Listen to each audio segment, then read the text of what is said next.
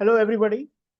स्वागत है आपका आज के सेकंड क्लास में। इंडियन ज्योग्राफी हम लोग डिस्कस कर रहे हैं फॉर बीपीएससी एग्जाम के लिए and other state PCS exam including 14th JPSC.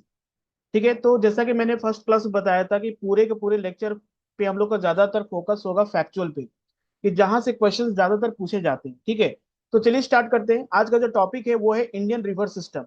तो किसी भी एग्जाम में, चाहे वो कोई भी एग्जाम आप दे रहे हैं, यूपीएससी हो चाहे स्टेट पीसीएस एग्जाम हो, यहाँ से एक दो क्वेश्चन जरूर आते हैं इंडियन रिवर सिस्टम में। इसके बाद हम लोग साथ में वाइल्ड लाइफ ऑफ इंडिया का भी देख लेंगे, इंडिया में क्या क्या बायोस्फीयर रिजर्व है उस पर भी हम लोग बात करेंगे। तो स्टार्ट करते हैं, ठीक है। तो हम लोग इंडियन रिवर सिस्टम को दो पार्ट में डिवाइड करते हैं। पहला जो पार्ट होता है उसको कहते हैं हिमालयन रिवर सिस्टम, और दूसरा होता है ओके पेनिनसुलर रिवर सिस्टम। तो इंडियन रिवर सिस्टम दो होते हैं, एक नॉर्दर्न रिवर्स कहते हैं, इसको हिमालयन रिवर भी कहते हैं, और दूसरा होता है पेनिनसुलर रिवर। जो नॉर्दर्न रिवर्स होते हैं उसमें सबसे जो इम्पोर्टेंट है, जो आप एग्जाम में पूछेगा, इंडस रिवर से पूछ सकता है कि इंडस रिवर कहाँ से ओरिजिनेट होता है, इंडस के ट्रिब्यूटरीज कौन कौन सी है। ठीक है, फिर गंगा रिवर, ब्रह्मपुत्र रिवर, ये तीनों रिवर आते हैं नदर्न रिवर्स यानी हिमालयन रिवर से आते हैं। एक डिफरेंस हम बता दें आपको, हिमालयन रिवर और पेनिनसुलर रिवर में पूछ देगा कि what is the main difference between Himalayan river and peninsular river. तो याद रखिएगा, हिमालयन रिवर जो होते हैं वो होते हैं पेरिनियल होते हैं। Perennial, okay. पेरिनियल का मतलब होता है कि जहां पर पानी थ्रू आउट द ईयर, पूरे सालों साल उस नदी में पानी रहती है। ठीक है, पूरे सालों साल उस नदी में पानी रहती है, उसको हम लोग पेरिनियल रिवर कहते हैं। और पेरिनियल रिवर होने के दो सबसे इंपॉर्टेंट कारण है। पहला है melting of glacier in summer, okay, melting of glacier in summer पहला कारण है। और दूसरा कारण है monsoon, okay, monsoon rainfall. Okay, तो याद रहे हिमालयन रिवर और पेनिनसुलर रिवर में यही डिफरेंस है कि हिमालयन रिवर जो होती है वो पेरिनियल होती है, और पेनिनसुलर रिवर क्या होती है, सीजनल होती है। सीजनल कहने का मतलब है कि यहाँ पर सिर्फ पानी आपको मानसून सीजन में दिखेगा, but rest of the month जो और बाकी का समय जो होता है वो क्या होता है, काफी सूखा पड़ा रहता है। तो एक एक करके हिमालयन रिवर और पेनिनसुलर रिवर के बारे में हम लोग पढ़ाई करेंगे, ताकि हमें सारे के सारे क्वेश्चन हम लोग सॉल्व कर सके जो भी एग्जाम में पूछे जाएंगे। तो ड्रेनेज सिस्टम ऑफ इंडिया में पढ़ेंगे। पहले ड्रेनेज सिस्टम होता क्या है, देखो ड्रेनेज सिस्टम को हर एक अगर वर्ड को आप समझोगे तो आपके लिए काफी आसान हो जाएगा चीजों का। ड्रेनेज मतलब हो गया किस तरह से रिवर का मतलब फ्लो हो रहा है। ठीक है, किस तरह से रिवर, किसी भी रिवर देखोगे लैंड सरफेस पर रिवर अगर अगर पानी कोई नदी जा रही है तो वो different pattern, different geographical pattern को फॉलो करती है। तो उसी को ड्रेनेज सिस्टम कहते हैं। ये क्या है, it is a integrated system, okay, tributaries and trunk stream which collect and drain surface water into the sea, lake or some other body of water। तो इसको पूरा को हम लोग ड्रेनेज सिस्टम कहेंगे। जैसे कि ये आप देखो इसमें आप देखोगे यहाँ पर जो रिवर है, ठीक है, यहाँ पर जो रिवर है, जितने भी रिवर का जो मेन रिवर होता है और उसके जितने भी ट्रिब्यूटरीज होते हैं, इन सारे को मिलाकर हम लोग क्या कहते हैं, ड्रेनेज सिस्टम कहते हैं। इसको बेसिन, रिवर बेसिन भी कहा जाता है। ठीक है, जैसे हम लोग Ganga river basin, Indus river basin. जब भी हम बेसिन की बात करें और ड्रेनेज सिस्टम की बात करें, मतलब collection, it is a word that give a complete idea about how the river और उसके ट्रिब्यूटरीज हैं वो किस तरह से फ्लो हो रहे हैं। ठीक है, so drainage system of India broadly divide in two part, जैसे हमने बताया कि हिमालयन रिवर होते हैं और पेनिनसुलर रिवर होते हैं। अब जैसे हिमालयन रिवर और पेनिनसुलर रिवर में होता है, पेनिनसुलर रिवर जो होता है वो क्या होता है आपका, जितने भी विंध्या माउंटेन के नीचे, ओके, विंध्या माउंटेन के नीचे जितने रिवर हैं, जैसे बात करें Narmada, Tapi river, okay, Godavari, Krishna, Kaveri river, ये सारे क्या है आपकी पेनिनसुलर रिवर्स में आते हैं। और क्योंकि जो रिवर है Mahanadi river, okay, Mahanadi river originate भी होती है सतपुड़ा रेंज से। तो वो सतपुड़ा मतलब कहाँ पर प्रेजेंट, सतपुड़ा पेनिनसुलर इंडिया में प्रेजेंट है, इसलिए वो आपका पेनिनसुलर रिवर में आता है। और जो रिवर का ओरिजिन हिमालय होता है, हिमालय से ओरिजिन होती है, मींस ग्लेशियर्स होती है, उसको हम लोग हिमालय रिवर कहते हैं। Okay, the river system provide irrigation. देखिए रिवर क्यों इंपॉर्टेंट है इरिगेशन के लिए, क्योंकि आपको पता है कि हमारा जो कंट्री है पूरा क्या एग्रीकल्चर इकोनॉमी है। हमारा 60 to 65% जो लैंड है, एग्रीकल्चर लैंड है, वो मानसून पे डिपेंड रहता है। और मानसून पे डिपेंड रहने से क्या होगा, जो रिवर होता है उसमें पानी तभी होगा जब मानसून अच्छा होगा। ड्रिंकिंग वाटर के पर्पज से, नेविगेशन मतलब कि जैसे कि इनलैंड वाटर्स आप देखोगे नेविगेशन के लिए है, पावर इलेक्ट्रिसिटी प्रोड्यूस करने के लिए होती है, and it provide a livelihood for large number of population. ठीक है, सो पेरिनियल रिवर, जैसे मैंने बताया था पेरिनियल रिवर्स किसको कहते हैं, perennial river the river which flow throughout the year and have permanent source of water. जैसे ग्लेशियर्स, ग्लेशियर क्या, मेल्टिंग ऑफ द ग्लेशियर क्या, परमानेंट सोर्स ऑफ वाटर है। जो ग्लेशियर मेल्ट होती है समर सीजन में, फिर मानसून में वही ग्लेशियर, और विंटर सीजन में स्नोफॉल जो होता है वेस्टर्न डिस्टर्बेंस से, वो उस ग्लेशियर को रिट्रीट कर देता है, जिससे ग्लेशियर को फिर से बर्फ मिल जाता है। Okay, so a river drain the water collect from specific area is called catchment area. Catchment area किसको कहते हैं?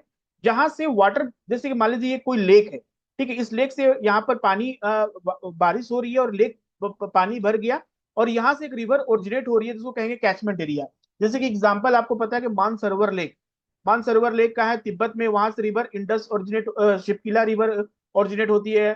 फिर से वहीं पर राक्षस तल लेक है जिस जहां से ब्रह्मपुत्र रिवर ओरिजिनेट हो रही है, तो उसको कैचमेंट एरिया कहते हैं।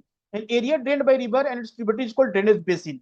ठीक है, तो इसको पूरा ड्रेनेज बेसिन कहेंगे। Ganga river basin, Brahmaputra river basin, पूरे रिवर उसके ट्रिब्यूटरीज को पूरे जो एरिया कवर करता है उसको कहते हैं drainage basin. The boundary line separating the drainage basin from the other इन्होंने वाटरशेड। जैसे कि अब अगर हम बात करें इंडिया के में, तो इंडिया में जैसे कि सबसे इंपॉर्टेंट समझने वाली बात है कि इंडिया में जो वाटर शेड है वो है पेनिसुलर रिवर का। ठीक है, तो peninsular river act as a watershed between east flowing river and west flowing river. अगर आप डायग्राम के हिसाब से समझोगे, किस तरह से डायग्राम है, ठीक है, ये सोचो कि ये वेस्टर्न घाट है, तो वेस्टर्न घाट जो है it act as a water divide between east flowing river, जो ईस्ट की तरफ रिवर मूव कर रही है, और जो वेस्ट की तरफ रिवर मूव कर रही है। तो वाटर शेड मतलब क्या होगा? वाटर शेड मतलब ऐसा एक लैंडफॉर्म है जो काफी हाई लैंड है, और वो दो रिवर सिस्टम को अलग अलग डायरेक्शन में डिवाइड करता है, उसको वाटर शेड कहते हैं। तो Indus river system, Ganga river system, Brahmaputra river system had made the agriculture land of North India as a fertile land, and this river are perennial in nature. ठीक है, तो आप देखोगे इंडिया में जो नदर्न प्लेन है वो काफी डेंसली पॉपुलेटेड है। उसके पीछे रीजन क्या है? एग्रीकल्चर एक्टिविटी यहाँ पर काफी ज्यादा होती है। तो एग्रीकल्चर एक्टिविटी होने के पीछे रीजन क्या है? क्योंकि ये रिवर्स पेरिनियल है, यहाँ पर water through out the year रहता है। और सबसे इंपॉर्टेंट क्या है एग्रीकल्चर के लिए? सबसे इंपॉर्टेंट क्या है कि किस तरह से इरिगेशन को थ्रू आउट द मिलता रहे। ठीक है, Narmada river, Tapi, Mahi, Sabarmati confluence with the Arabian Sea, ये सारे कहाँ हैं?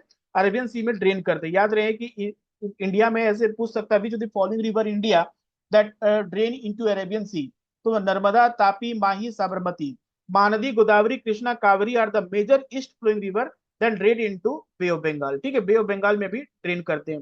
तो ये ईस्ट फ्लोइंग रिवर और वेस्ट फ्लोइंग रिवर में कौन कौन से बे ऑफ बंगाल में ड्रेन करते हैं, कौन से अरेबियन सी में ड्रेन करते हैं, ये आप जरूर याद रखो। बात करेंगे हिमालयन रिवर सिस्टम का, एक एक करके बात करेंगे। तो major Himalayan river system India में आता है, इंडस आता है, गंगा आता है, ब्रह्मपुत्र होता है। They are perennial nature. समझ चुके हैं पेरिनियल होता क्या? Indus river system. So Indus river origin कहां से होता है? Near Lake Mansarovar, okay, flowing west it enter India into Ladakh district of Jammu and Kashmir. Okay, तो ये जब पुराना बात है कि जब ये बेसिकली इंटर इंडिया करता है लद्दाख से। Now Ladakh is a UT, आपको पता है यूनियन टेरिटरी है। ओके, तो मानसरोवर लेक से नहीं, ये माउंट कैलाश से ओरिजिनेट होता है। Indus river basically mount Kailash के ओके से ओरिजिनेट होकर इंडिया में बेसिकली इंटर करता है। इसका टोटल लेंथ है 2880 kilometre. Okay, it's major tributary are Jhelum, Chenab. Okay, largest tributary of Indus पूछ सकता है, which of the following is the largest tributary of Indus? तो चेनाब इज द, रावी, ब्यास, सतलज, ये सारे क्या इंपॉर्टेंट ट्रिब्यूटरीज है। It enter into India into Arabian Sea, Arabian Sea में ये सारे रिवर ड्रेन करते हैं। अब यहाँ पे कुछ फैक्ट्स हम आपको बताना चाहेंगे जो कि एग्जाम पॉइंट ऑफ से काफी इंपॉर्टेंट है। देखिए, एक क्वेश्चन पूछ सकता है आपसे प्रीलिम्स में, विच of the following tributary of Indus is not originate in India? India में ओरिजिनेट नहीं होता है। अगर हम बात करें Jhelum river, Chenab river, okay, Beas river, okay, Sutlej river, और एक होता है रावी। तो ये सारे रिवर क्या है? ये सारे रिवर क्या है? इंडस के ट्रिब्यूटरीज है। तो इन सारे ट्रिब्यूटरीज में ऐसा कौन सा रिवर है जो इंडिया में ओरिजिनेट नहीं होता है? तो आपका करेक्ट आंसर हो जाएगा सतलज, याद रहे। ठीक है, ये याद रखना। दूसरा पूछ सकता है ऐसा कौन सा ट्रिब्यूटरी ऑफ इंडस का है जो कि इंडिया में ओरिजिनेट होता है और इंडिया में ही वो मतलब रह जाता है, इंडिया से बाहर आता नहीं है? तो वो है ब्यास रिवर। ठीक है, ब्यास रिवर। ये दो चीज फैक्चुअल आप याद रखो, ये मे भी एग्जाम में आपसे पूछ सकता है इसके बारे में। इंडस के लिए एक सबसे इंपॉर्टेंट बात यह है कि इंडस वाटर ट्रीटी हम हमेशा पढ़ते हैं। Okay, so Indus water treaty कब साइन हुआ? 1960 में साइन हुआ था। Okay, Indus can use only 20% of the total water carried by Indus river system. Okay, so India का जैसे कि इंडस रिवर में झेलम, चेनाब, ओके, ठीक है, इंडस, झेलम और चेनाब, ये तीन रिवर पाकिस्तान को दिया गया है। बाकी सतलज, ब्यास और रवि, ये तीन रिवर किसको दिया गया? इंडिया को। तो इंडिया सतलज, ब्यास और रवि से इंडिया अपना यूज कर सकता है। बाकी झेलम, इंडस, झेलम और चेनाब जो है उससे वाटर कौन यूज कर सकता है? पाकिस्तान यूज कर सकता है। और ये ट्रीटी कब साइन हुआ था? 1960 में। इसमें सबसे इंपॉर्टेंट बात है कि who was the broker? Okay, मतलब मीडिएटर कौन था इंडिया और पाकिस्तान के बीच में? तो ये याद रखना, world bank, world bank was the broker. Okay, ये भी पूछ सकता है आपसे एग्जाम में। उस समय Jawaharlal Nehru was the prime minister of India and Ayub Khan was then prime minister of Pakistan. ये दोनों के बीच में ये ट्रीटी साइन हुआ था। ठीक है, तो ये कुछ इंपॉर्टेंट फैक्ट्स है जो आपके एग्जाम पॉइंट ऑफ से काफी इंपॉर्टेंट है। चलिए, इंडस के बाद हम लोग बात करते हैं गंगा रिवर सिस्टम। गंगा हमारे इंडिया में काफी मतलब होली रिवर है। ठीक है, इसको सब कोई पूजा पूजा भी जाता है। तो Ganga river system is the largest drainage system in India and total 8,61,000 square kilometre. अगर आपसे पूछेगा कि इंडिया में सबसे लार्जेस्ट रिवर बेसिन किसका है, तो वो होगा गंगा रिवर का। ठीक है, गंगा रिवर, गंगा रिवर का रिवर बेसिन मतलब ये देखो पूरा ये गंगा रिवर का रिवर बेसिन है। ठीक है, ये कह सकते हैं गंगा रिवर का ये पूरा रिवर बेसिन, मतलब कि यहाँ पर एक तो मेन गंगा रिवर है, उसके जो tributaries like Yamuna river, Yamuna का भी ट्रिब्यूटरी चंबल, बेतवा, केन, सोन रिवर, ओके, बाकी ट्रिब्यूटरीज यहाँ पर घाघर, कोसी, गंडक, ओके, महानदी, ये सारे ट्रिब्यूटरी मिला के गंगा को एक ड्रेनेज बेसिन बनाते हैं। और ये गंगा का ड्रेनेज बेसिन है काफी बड़ा है। The river Ganga originate from Bhagirathi from Gangotri glacier in Uttarkashi district of Uttarakhand, elevation of 7,010 metre. The length of river is about 2,525 kilometre पूरा लेंथ है।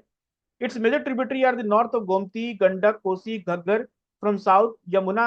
Okay, Yamuna is the largest tributary of Ganga, then Son, Chambal. तो पूछ सकता है which of the following is the largest tributary of Ganga.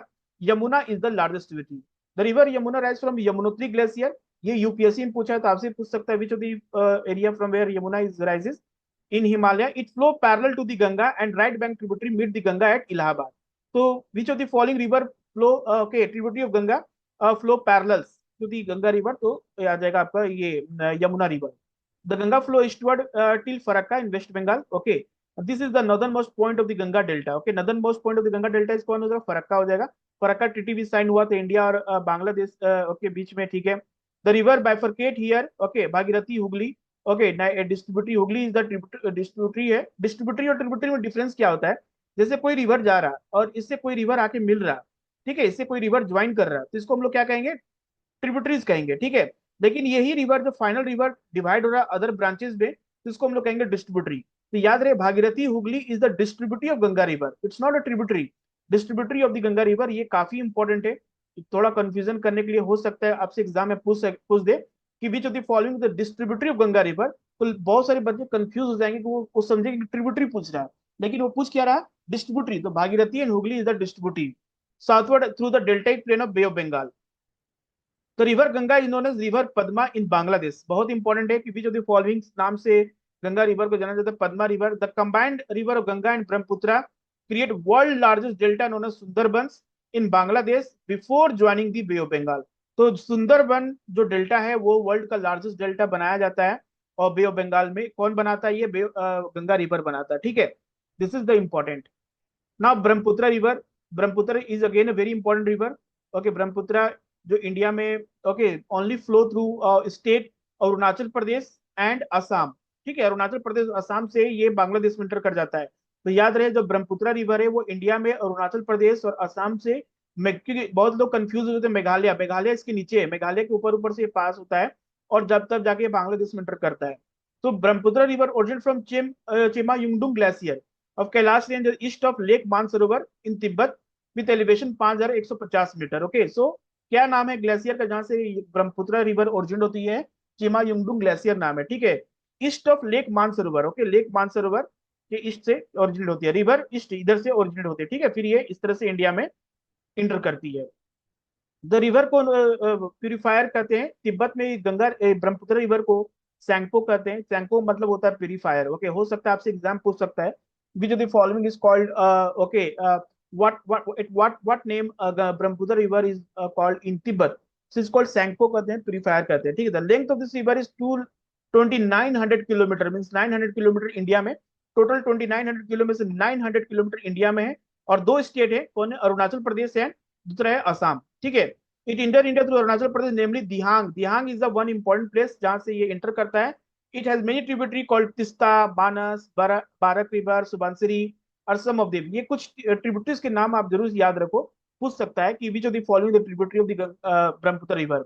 River is called Jamuna in Bangladesh में इसको जमुना कहते हैं, तिब्बत में इसको सैंगपो कहते हैं। ठीक है, after joining with river Ganga this is called a मेघना। ओके, तो जब गंगा रिवर और ब्रह्मपुत्र रिवर दोनों ज्वाइन कर लेते हैं और ये बांग्लादेश में जब फ्लो होता है, तो इसको हम लोग क्या कहते हैं? मेघना कहते हैं। क्या कहते हैं? मेघना रिवर कहते हैं। ठीक है, this is very important. So after the completion of Himalayan river, now we'll move to the next important west flowing river. India में वेस्ट फ्लोइंग रिवर कौन कौन से हैं? तो दो इंपॉर्टेंट रिवर जब भी हम बात करते हैं मेजर, तो नर्मदा एंड तापी रिवर। देखिए नर्मदा जो रिवर है वो बेसिकली प्रेजेंट है, अगर ये बात करें, ये है क्या, Vindhya mountain. Okay, Vindhya mountain है। और फिर ये क्या हो गया, ये हो गया आपका, ओके, सतपुड़ा माउंटेन, ये सतपुड़ा माउंटेन हो गया, ठीक है। सतपुड़ा माउंटेन, फिर यहाँ पर Ajanta range. Okay, Ajanta range आ गया, ठीक है, अजंता रेंज हो गया। तो याद रहे, ये रिवर का जो स्ट्रक्चर है वो इस तरह से है कि basically this river Yamuna is present, okay sorry, Narmada is present between Vindhya and Satpura.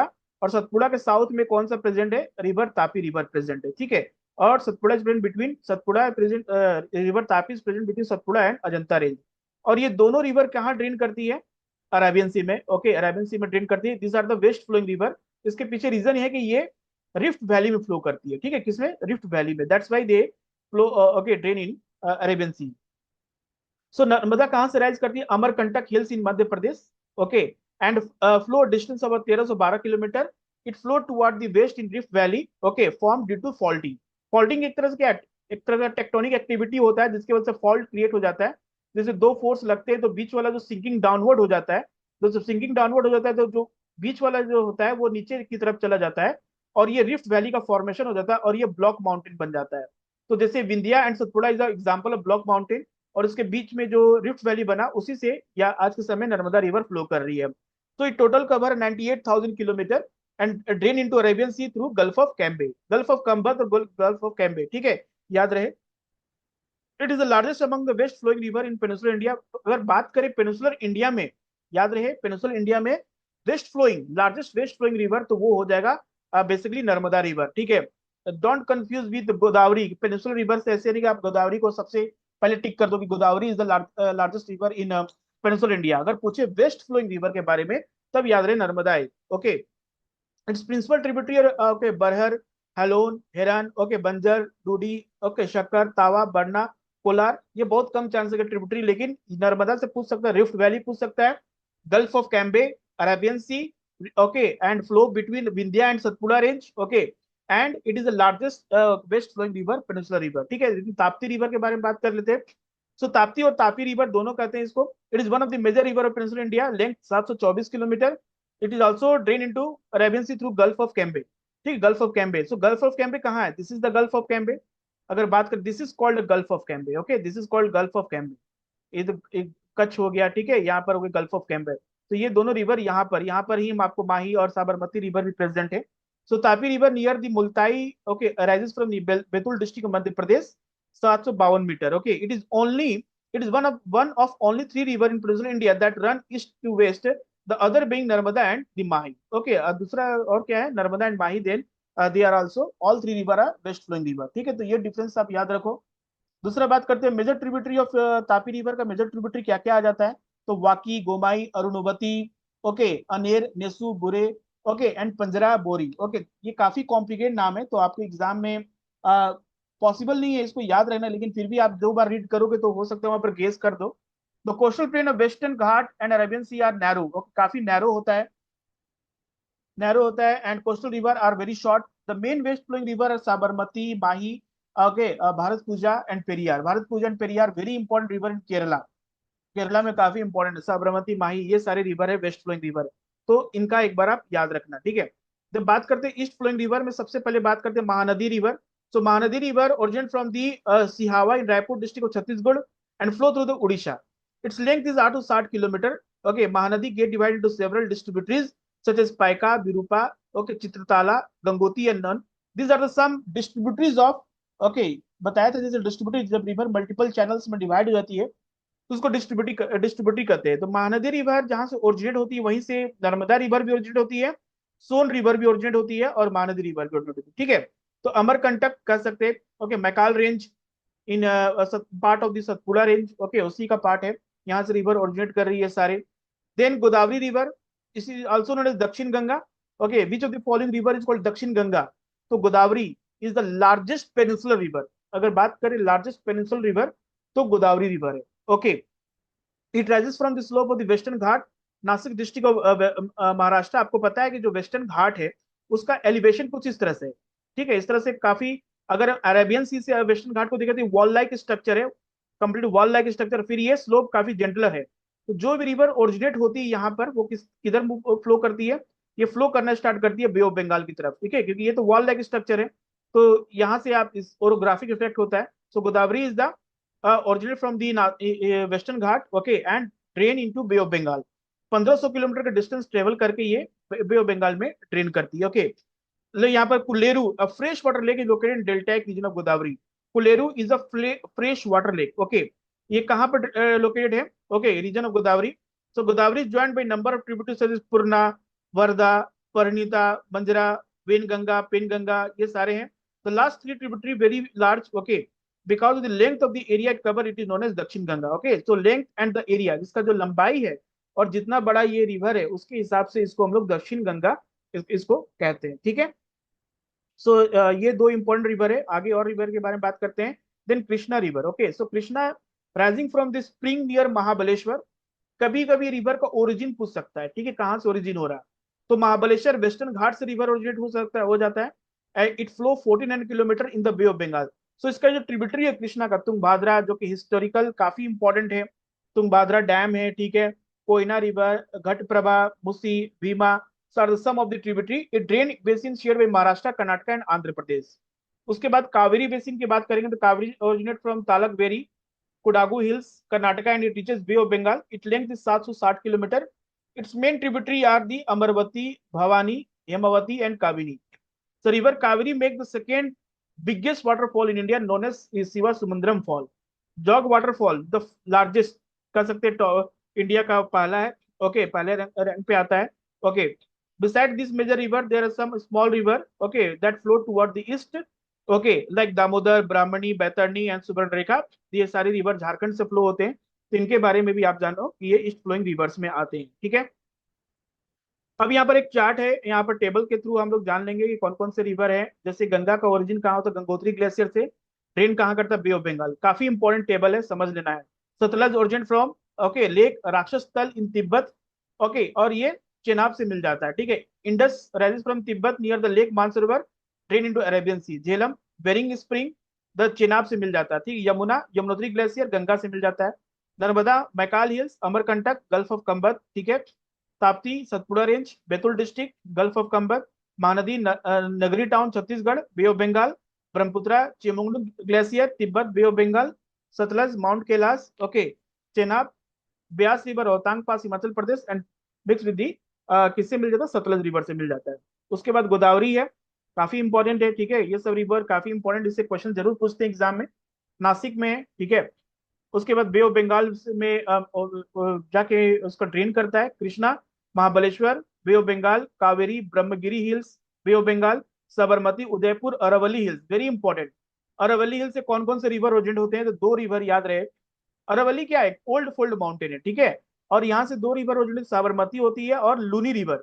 देखो Luni river example of ephemeral river, okay, ephemeral river, जैसे मैंने बताया था वैसा रिवर जो किसी सी में जाकर नहीं मिलता है, वो लैंड में ही इनलैंड ड्रेनेज हो जाता है। जैसे कि लूनी रिवर पुष्कर अरावली से ओरिजिनेट होता है और रन ऑफ कच्छ में जाकर मिल जाता है। चंबल रिवर, जनपा, इंडोर, विंध्या, यमुना का ट्रिब्यूटरी है, ठीक है। उसे Pennar river, Nandi hills, okay, Balapur, Bay of Bengal, Tungabhadra, Kudli, Krishna river, Ravi, Chamba और Chenab river, okay, these are the some important, okay, rivers, okay, you should remember this ना। अभी हम लोग बात करेंगे बहुत इंपॉर्टेंट, क्लाइमेट ऑफ इंडिया। देखिए ड्रेनेज बेसिन के बाद हम लोग बात करेंगे क्लाइमेट ऑफ इंडिया। देखिए पूरा फैक्चुअल्स पे हम लोग जा रहे हैं, ठीक है। So there are 6 major control that climate of any place, किसी भी जगह का जो क्लाइमेट होता है। क्लाइमेट मतलब क्या, देखो दो डिफरेंस आपको याद रखना, वेदर एंड क्लाइमेट। जो वेदर होता है और क्लाइमेट होता है, दोनों में डिफरेंस क्या होता है। वेदर जो होता है वेरी शॉर्ट पीरियड के लिए होता है, ओके, शॉर्ट पीरियड के लिए। जैसे कि आपने टेम्परेचर अभी मेजर किया, अभी 12 बज रहा है, सपोज 12 बज के दोपहर हो रहा है, 12 नून हो रहा है, तो यहाँ पर टेम्परेचर आपने मेजर किया कि suppose temperature is your 30 degree Celsius. फिर आपने 4 बजे देखा तो हो गया आपका 28 डिग्री सेल्सियस। फिर रात को 8 बजे देखा तो हो गया आपका 26 डिग्री सेल्सियस। मतलब कि it is a very short period of time, temperature of the particular place is changing in a very short period of time.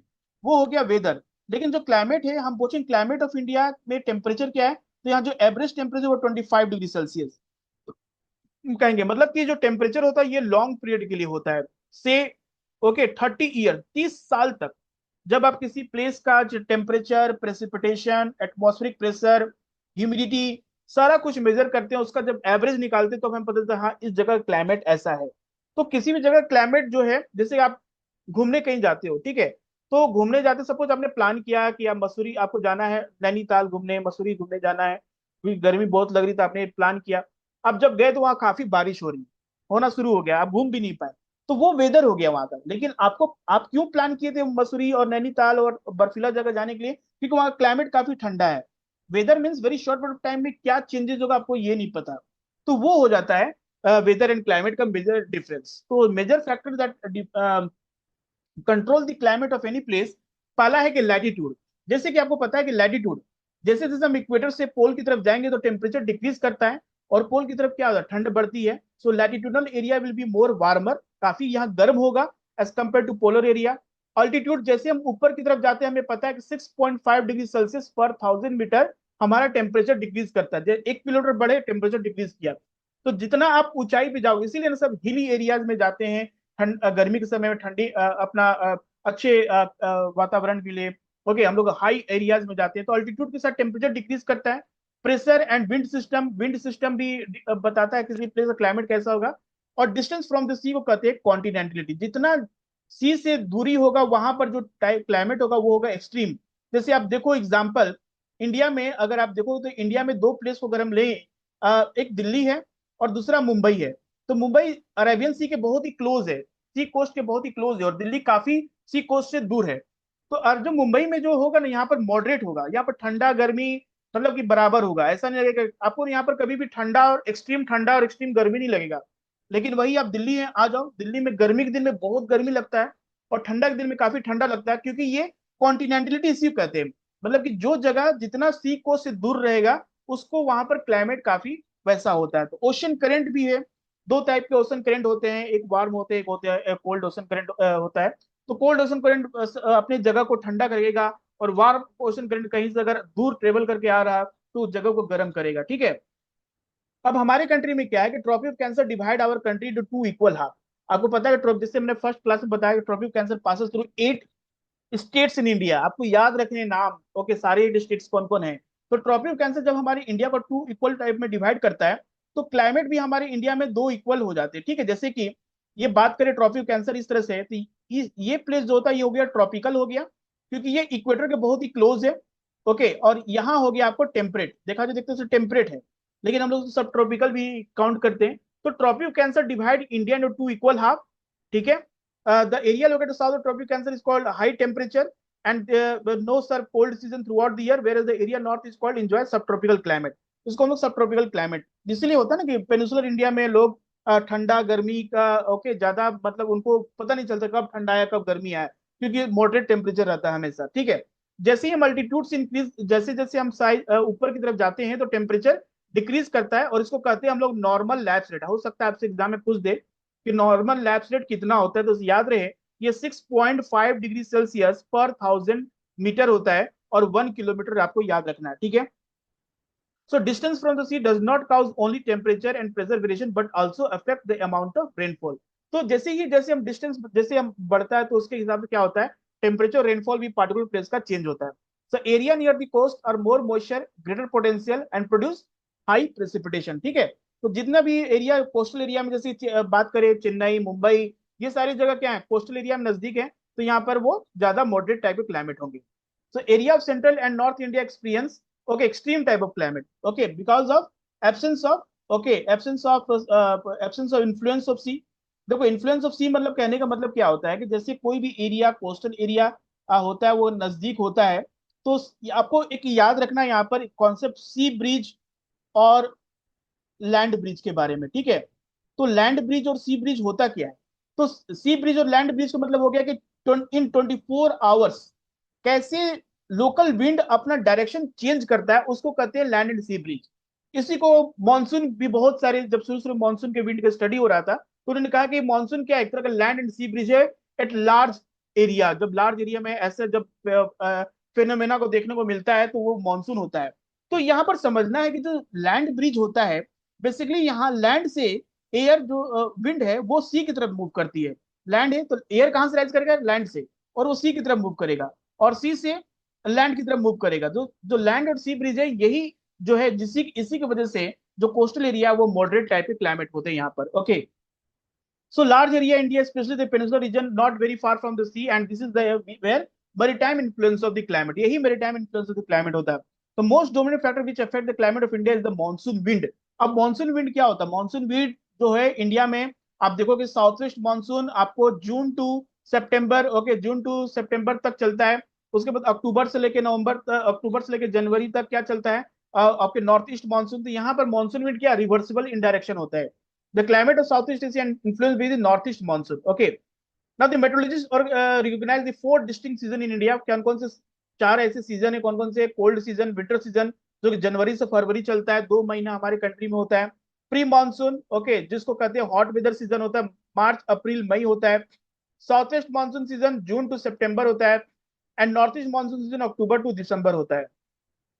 ना दो प्लेस है, Mawsynram is the place which receive highest rainfall in the world, it is located in Meghalaya. याद रहे कि Mawsynram is the one place that is present in Meghalaya. Meghalaya में आपको याद रखना 3 हिल होते हैं, हिल्स के नाम आपको होते हैं, ठीक है। यहाँ पर आ जाए गारो हिल्स, खासी हिल्स एंड जैंतिया हिल्स, ठीक है। ये तीनों हिल्स के नाम आपको याद रखने हैं। जो मानसून राम है वो खासी हिल्स में प्रेजेंट है, और ये एरिया सबसे ज्यादा रेनफॉल रिसीव करता है। Average annual rainfall is year is 118 centimetre, okay, 118 centimetre. Okay, now let's talk about the natural vegetation of India. Natural vegetation means क्या होता है? देखो, नेचुरल वेजिटेशन को डिफाइन करने का सबसे अच्छा तरीका है वैसा वेजिटेशन जो बिना ह्यूमन इंटरफेरेंस के पार्टिकुलर जगह के क्लाइमेट को और टेम्परेचर को अडॉप्ट कर लिया है, और वो अपने आप ग्रो हो रहा है। जैसे हम एक बात करते हैं यहाँ पर, जैसे कि एग्रीकल्चर फील्ड है या क्रॉप, आप कोई भी तरह का क्रॉप कल्टीवेशन करते हैं तो वहां पर ह्यूमन इंटरफेरेंस हो रहा है, या अपने गार्डन में, that is the interference of human. आप चले जाओ डेंस वेजिटेशन, वहां पर कोई कोई इंसान जाकर पेड़ पौधा लगाता नहीं है ना, वहां पर कोई खेती बाड़ी करता है। वो जैसा मौसम है उसके हिसाब से वहां का जो पेड़ पौधा है उसको अडॉप्ट कर लेता है। उस चीज को हम लोग कहते हैं नेचुरल वेजिटेशन। तो it refer to the plant community unaffected by man either directly और indirectly. The term flora is used for denote the plant and fauna is for the animal, ठीक है। तो हमेशा आप यूज करोगे फ्लोरा एंड फौना, तो flora हो गया प्लांट के लिए और फौना हो गया एनिमल के लिए। अगर हम बात करें इंडियन फॉरेस्ट रिपोर्ट 2011, ओके, सो ये काफी 21.5% है हमारा जोग्राफिकल एरिया जो कि फॉरेस्ट में है। अगर हम बात करें तो total 33% of total geographical area should be a forest, okay, ऐसा रिपोर्ट कहता है कि इतना होना चाहिए। तो टाइप्स ऑफ वेजिटेशन इंडिया में कौन कौन से वेजिटेशन होते हैं? Tropical evergreen, tropical deciduous, tropical thorn forest, mountain forest और मैंग्रोव फॉरेस्ट। चलिए एक एक करके देख लेते हैं इससे कैसा। इसमें बेसिक क्वेश्चन आते हैं, आपको 3 स्पीसीज के नाम पूछ सकते हैं, और स्टेट्स पूछ सकते हैं, लोकेशन पूछ सकते हैं कि ये कहाँ पर ऐसे फॉरेस्ट पाए जाते हैं। जैसे कि एवरग्रीन फॉरेस्ट, एवरग्रीन का नाम से ही पता चल रहा है कि ये पूरे के पूरे 12 साल तक ये क्या होगा, ये 12 साल तक क्या होगा, this will be a complete evergreen. So this forest found in the area of, okay, wait a second,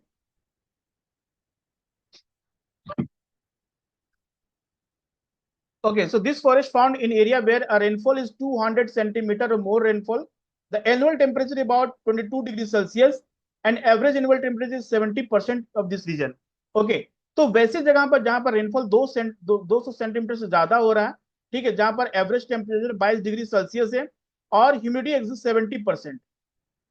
okay, so this forest restricted heavy rainfall area western Ghat and inland group Lakshadweep, Andaman Nicobar, upper part of the Assam and Tamil Nadu coast, ठीक है, ऐसी जगह पे। तो ये याद रखना है कि किस किस जगह पे ये फॉरेस्ट प्रेजेंट है। The most important tree are rubber, mahogany, okay, rubber, mahogany, ebony, rosewood, coconut, bamboo, okay, cinchona, candies, palm, iron wood, okay, cedar. These are the some important tree. The common animal found in this forest are elephant, monkey, lemur, and deer. One horned rhinoceros found in jungle of Assam and West Bengal. और आपको पता है मानस national park, okay, काफी important है for one horn rhinoceros के लिए। तो ऐसे कुछ फैक्चुअल पॉइंट्स आपको याद रखने हैं।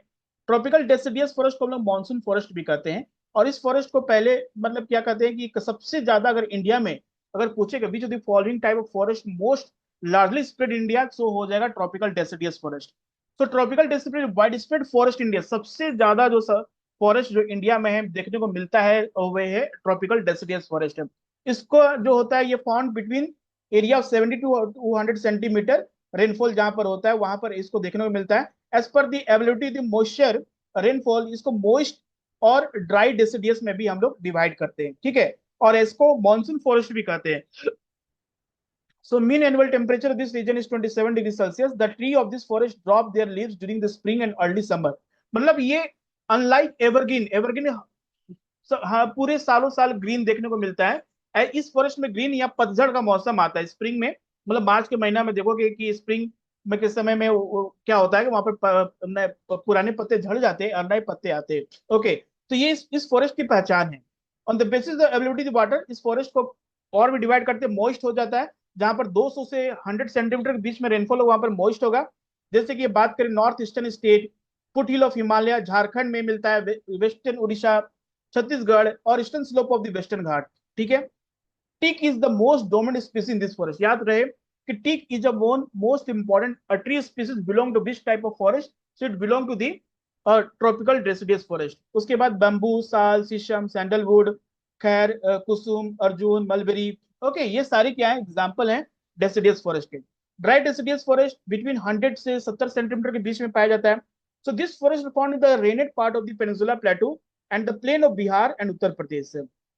These are open stretches in which a teak, sal, people, and neem grow. A large part of this region been cleared for cultivation. Some part are used for grazing. आज के समय अगर सबसे ज्यादा किसी फॉरेस्ट का एक्सप्लॉयटेशन हो रहा है तो वो डेसिडियस फॉरेस्ट होता है, क्योंकि वो क्लियर करके क्या बनाया जा रहा है, एग्रीकल्चर फील्ड बनाया जा रहा है, और उसको ग्रेजिंग ग्राउंड बिकॉज ऑफ ज्यादातर लाइव स्टॉक, जैसे कि बहुत सारे लोग गाय, बछड़ा, भैंस वगैरह पालते हैं और बकरी पालन करते हैं, तो इस फॉरेस्ट को ग्रेजिंग ग्राउंड बना देते हैं। ट्रॉपिकल थॉर्न फॉरेस्ट और स्क्रब फॉरेस्ट, जो कि आप डेजर्ट एरिया में या जहां पर बिल्कुल ही सूखा है उस जगह पे जो टाइप का वेजिटेशन मिलता है उसको ट्रॉपिकल थॉर्न वेजिटेशन कहते हैं। जैसे thorn forest found in the region which receive rainfall less than 70 centimeter. They have low humidity and high temperature, low humidity होती है और हाई टेम्परेचर होती है। These are scattered and have long root penetrating deep into the soil in order to get the moisture. ऐसे forest के जो roots होते हैं वो काफी डीपर होते हैं, क्योंकि in search of the water they okay go deep and very and to search water, पानी की खोज में काफी अंदर तक जाते हैं। The stem of okay are succulent to conserve water, okay, leaves are mostly thick and small, minimize evaporation. आप पूछ सकते हैं कि why the leaves are small of this type of vegetation, क्योंकि वो इवापोरेशन खत्म करे, इवापोरेशन को कम से कम इवापोरेशन हो सके। और ये कहाँ का मिलेगा, गुजरात, राजस्थान, मध्य प्रदेश, छत्तीसगढ़, उत्तर प्रदेश एंड हरियाणा स्टेट्स, याद रहे, ठीक है। Animal found in this forest काफी होते हैं, rat, mice, rabbit, fox, wolf, tiger, lion, जैसे कि Asiatic lion, okay, Gir national park, okay, ये क्या है, तो फाउंड वेजिटेशन है, वहां पर आपको एशियाटिक लायन मिलेगा, ठीक है। Horses, camel, acacias, palms and euphorbias, cacti are the main species of this plant. उसके बाद बात करते हैं माउंटेन फॉरेस्ट, जो कि हिमालय पे और या किसी माउंटेन में मिलते हैं। तो माउंटेन फॉरेस्ट पर जैसे जैसे हाइट इंक्रीज होता है वैसे वैसे यहाँ के okay different type of vegetation देखने को मिलता है। जैसे कि in mountainous area the decrease in temperature with increasing altitude led to the corresponding change in natural vegetation. So there is okay succession of natural vegetation built in the same order we see from the tropical to tundra vegetation. यहाँ पर tropical means very close to the ground, tropical, and सबसे ऊपर जो होता है वो क्या होता है, tundra vegetation देखने को मिलता है। So wet temperate type forests are grown between 1000 to 2000 meter. Evergreen broadleaf such as oak and chestnut predominant. So between 1500 to 3000 meter temperate forest containing coniferous tree like pine, deodar, silver, spruce, cedar. These are the found. This forest are mostly southern slope of the Himalaya, having altitude of southern slope and northeast India. ये mountain forest हो गया, ठीक है। Higher elevation जैसे जाएंगे तो आपको different type of vegetation मिलेगा, जैसे कि टेम्परेट ग्रासलैंड्स आर कॉमन हो जाएगा at the height of 33000 meter, okay, 36 meter sea level. Temperate forest grassland give way to alpine vegetation, okay. Silver fir, juniper, pines, birches are the common tree of this forest. So alpine vegetation के common tree क्या क्या हो, silver fir हो जाएंगे, okay. However they get progressively stunted they approach to the snow line. Snow line मतलब हो गया कि वैसे जिसके ऊपर हमेशा टेम्परेचर 0 डिग्री सेल्सियस रहता है, मतलब बर्फ बना रहेगा। Ultimately through this shrubs and grub this merge in the alpine grassland. These are the used for extensive grazing and nomadic tribes like Gujjars and Bakarwals. ये Gujjars and Bakarwals are the tribes, they move, okay, means they are called transhumans activity, okay, transhumans activity में ये engage होते हैं, means they are moving season to season. At higher altitude mosses and lichens are the tundra vegetation.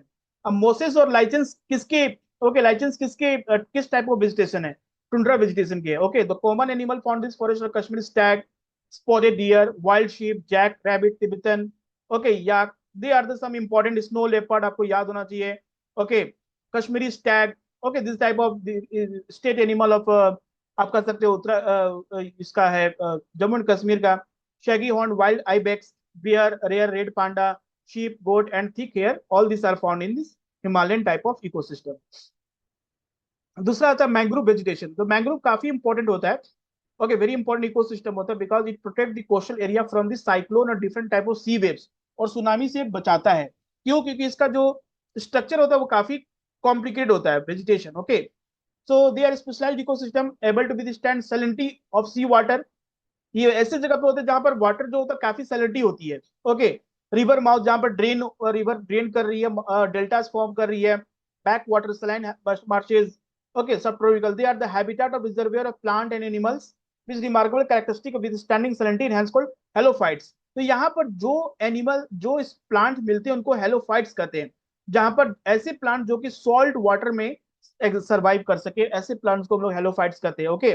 So they are adapted to live, okay, in harsh condition, काफी harsh condition, मतलब lack of oxygen यहाँ पर नहीं होता है, okay, respiration के लिए। This region are nursery for marine microorganisms and are source of fertile of sea water, check soil erosion and decrease the intensity of marine cyclones। ये कुछ इंपॉर्टेंट आपको मैंग्रोव वेजिटेशन के इंपॉर्टेंट फायदा है, ठीक है। They act as sink in heavy metals, जो heavy metal वो भी इसमें बहुत जल्दी मतलब कह सकते सिंक हो जाते हैं, मतलब उसको इन्वायरमेंट क्लीन करता है। सो इंडिया में टोटल 4992 स्क्वायर किलोमीटर आपको मैंग्रोव वेजिटेशन है, ठीक है। अगर हम बात करें नेशनल एनवायरमेंट पॉलिसी के बारे में, तो Kutch mangrove and coral reef as the significant coastal environment resource, the entire Kutch forest area has been evolved with the forest survey of India. A program of conservation mangrove that India run is called Ministry of Environment since 1987. They set up National Mangrove Forest, okay, genetic resource center in Odisha। बहुत important है, पूछ सकता है ये कहाँ पर है, तो बहुत लोग इसको वेस्ट बंगाल कर देंगे, लेकिन correct answer will be national mangrove forest genetic resource in Odisha. Sundarban is known as for Royal Bengal tiger. In May 1992, it was recognized Ramsar site. It is largest mangrove vegetation in India. ये UNESCO world heritage site भी है, okay. और there is a national mangrove vegetation coastal biodiversity research institute in Sundarban in West Bengal. याद रहे, coastal biodiversity research institute कहाँ पर है, तो ये सुंदरबन में प्रेजेंट है, ठीक है। तो ये सारे चीजों को हम लोग आज के क्लास में कवर किए, ठीक है। नेक्स्ट क्लास में we will cover more topic, okay. Thank you, thank you everyone.